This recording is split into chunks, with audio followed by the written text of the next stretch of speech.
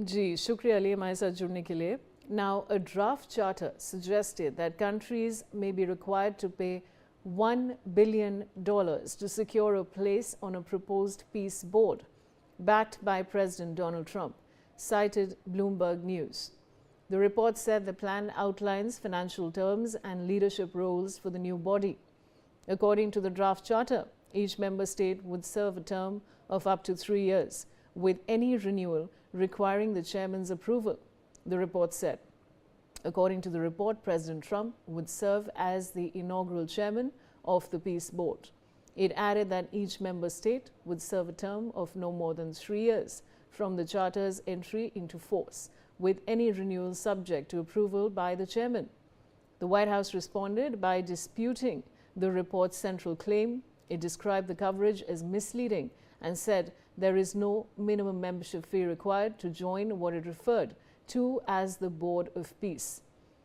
The White House said in a post on X, this simply offers permanent membership to partner countries who demonstrate deep commitment to peace, security and prosperity.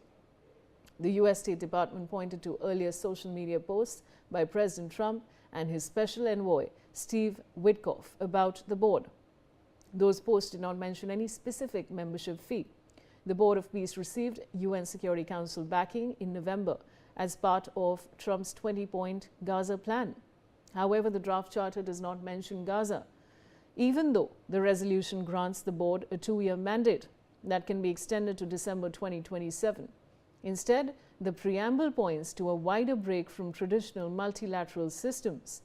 Israel has objected to the White House's pick of world leaders who will join the so-called Gaza Board of Peace, meant to temporarily oversee governance and reconstruction in the Strip. The White House and other sources announced a flurry of appointments and invitations to the organization over the last 2 days, including Turkish President Recep Tayyip Erdogan, the Egyptian President Abdel Fattah al-Sisi, former UK Prime Minister Tony Blair, and the President of Argentina, Javier Milei. Israel said that some of the appointments were not coordinated with Israel and were contrary to its policy, without specifying who it objected to.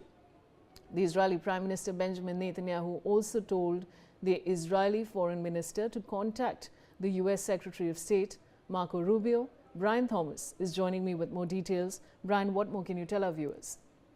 Well, yes, clearly, White House now has strongly disputed reports. The reports claim, calling this the fact that they would be charging up to $1 billion to secure a proposed Board of Peace backed by U.S.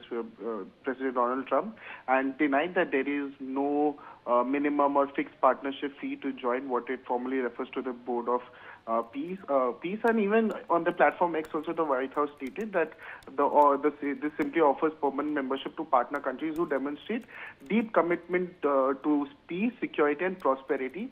Not only that, the administration did not clearly clarify what criteria would be used to determine deep commitment, leaving open questions over whether financial contributions, security guarantees or other forms of support could still play a role in the eligibility. And even U.S. State Department also pointed out to earlier social media posts by Trump and his special envoy, Steve Witkoff, noting that no mention was made of any specific membership fee or dollar amount in those statements. And even, very importantly, the Board of Peace also received backing from the UN Security Council in November as part of Trump's 20-point Gaza plan, granting it a 2-year mandate also that is extendable until December 2027. But yes, again, if we talk about Israel also, Israel has objected to the White House's selection of global leaders for what it described as Gaza-related Board of Peace, intended to temporarily oversee governance and also reconstruction in the Strip itself. Yes. All right, Brian, thanks for joining me. And that's a wrap on this bulletin. Stay tuned to NewsX for more news and updates.